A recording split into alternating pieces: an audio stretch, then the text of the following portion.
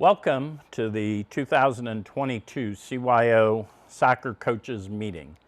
My name is Vic Rosado, and I am the CYO Athletic Program Coordinator in charge of the soccer program. At this time, I would ask if you have not downloaded the Soccer Coaches packet on the website, if you would go to the website at www.ccdocle.org and then click on the CYO Athletics link, and that will take you to our page. And then you click on the sports link button at the top and find soccer and click on the soccer button, which will take you to the soccer page. And on the right side of the page, you will see a link that says Coaches Meeting. Click on the link and then you will be able to download the packet for the Coaches Meeting. So I'll give you a minute to do that right now.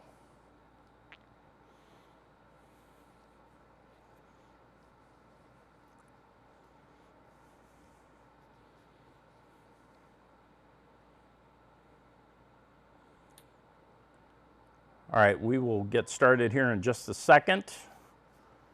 For those of you that are already there, you can go to page 3 of the packet. We are going to cover the program planner dates. The first date that we want you to know is July 25th. That is when the fall sports season opens and practices may begin. That is also the day for fall sports early registration closing and regular registration beginning. And then all soccer sanctioned event period begins for all grade levels. The next date we want to cover are the coaches development programs on August 6th and on August the 25th. Those are on your planner. These are for brand new coaches. If you've never coached in CYO, you need to attend one of those classes in order to coach. On August the 19th, the fall schedules will be released on the website. We'll try to get those up by the end of the day. And then on August 27th and 28th will be the regular season opens. And then on September 17th and 18th will be Parents' Day at the games. And on September 25th is Team Mass Sunday. If you'll now turn to page 4 in your packet, we'll just cover some points of emphasis. We're not going to cover all of them, but we will cover a few of them. So, as I said earlier in the coaches development, all coaches must be certified. When you go through the certification, you will receive a credential, a coach's credential, and you are to wear that when you attend your games. If you do not wear the credential at the site, then you are not allowed to be in the bench area. Just a couple things that we sent out to your athletic directors concerning eligibility in soccer. The program is for grades 3 to 8 in boys and girls.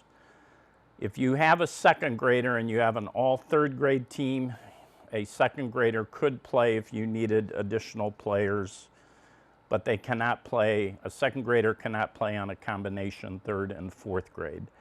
What happens if you have athletes and you don't have enough to field the team? If you don't have enough, you can first check in your member section. You're going to work with your athletic director to see if any of the parishes in your section have availability. If they do, you can register those athletes and try to fill out your roster.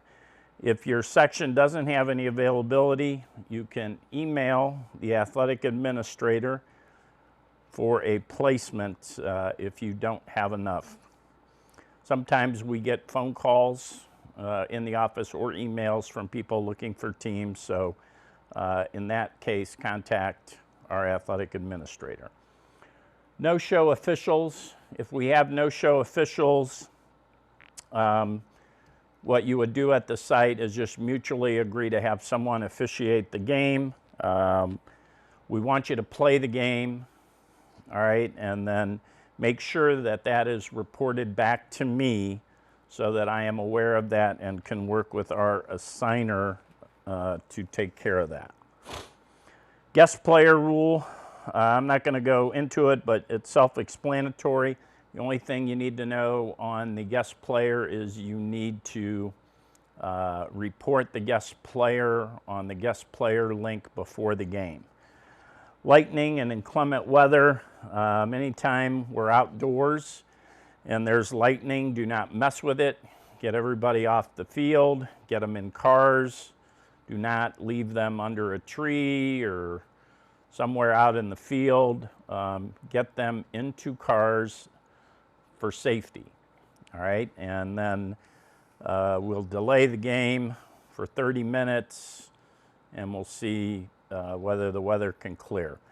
If we cancel games prior to the start time, we would make those announcements posted on the main page of the website, and we would also relay that on our Twitter account at CYO Sports DOC, and we'll make those announcements appropriately and also post it on our schedule page.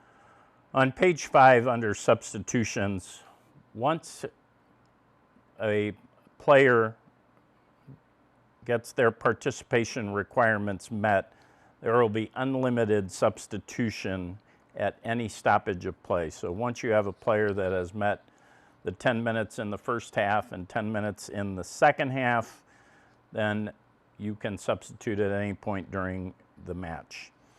Each player, in order to participate in the tournament for 6th to 8th grade, must play at least 50% of the regular season games.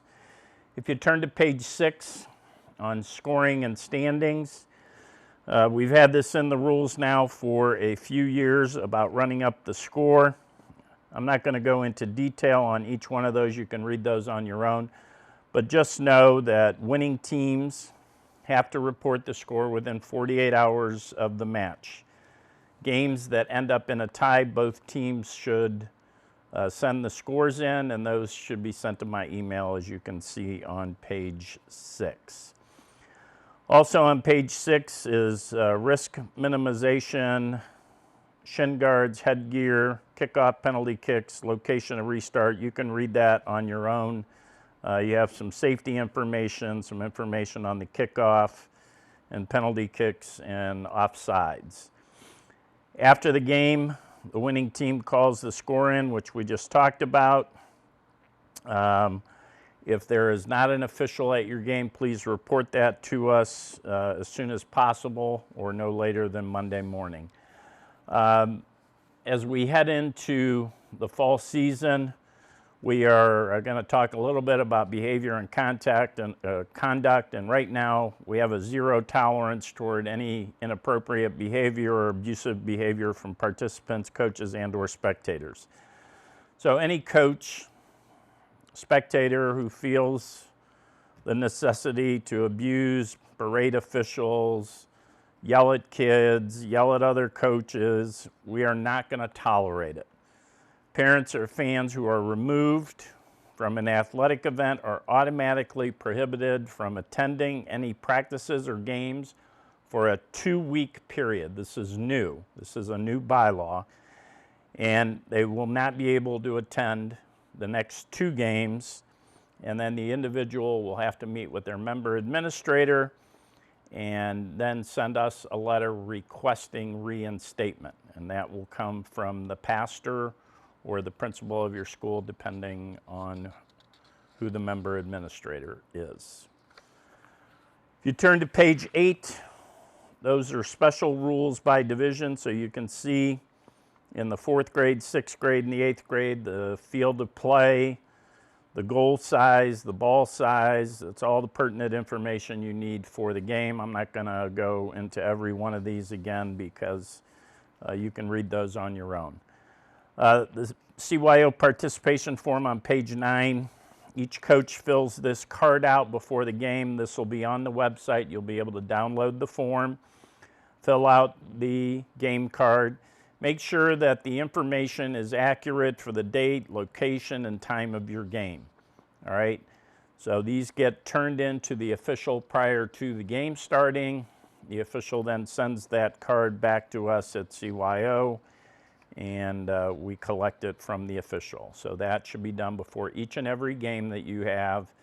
The form is on the website. Make sure you put first and last names and numbers on the card. On page 10 are the National Federation rule changes, and you just here probably would want to pay attention to Rule 422 that clarifies about hair adornments such as beads. They may be worn in the hair if they're secured to the head and do not present a risk or injury. And then Rule 10.1.2F, 10.1.1, and 10.1.3 clarifies that a player cannot score by throwing the ball into the goal. All right, and those are probably the two that you need to pay attention to the most. On the tournament, we'll have a tournament for the 8th graders and the 6th graders. All teams will advance in the tournament. If you choose not to participate in the tournament, that will be your decision that you will communicate back to your athletic director when we send the tournament information out. On page 11 are frequently asked questions about sanctioned events. So these are tournaments that may be sponsored by other parishes, and you can read that information. All sanctioned events that are on our website are the ones that are approved. On page 12, there are some resources for you for soccer, and on page 13 are some drills for goalkeepers. And on the final page is Title IX, as it's the 50th year anniversary of Title IX, so we want everybody to be aware of that, and you will see some information coming out throughout the season. At this point, if you have any questions concerning soccer, any interpretations, please direct them back to your athletic director, and they will communicate back to us so that we follow the communication plan. All right, and on behalf of the CYO, we want to thank you for your participation today in tonight's coaches meeting, and we wish all of you the best of luck. Thank you, and good night.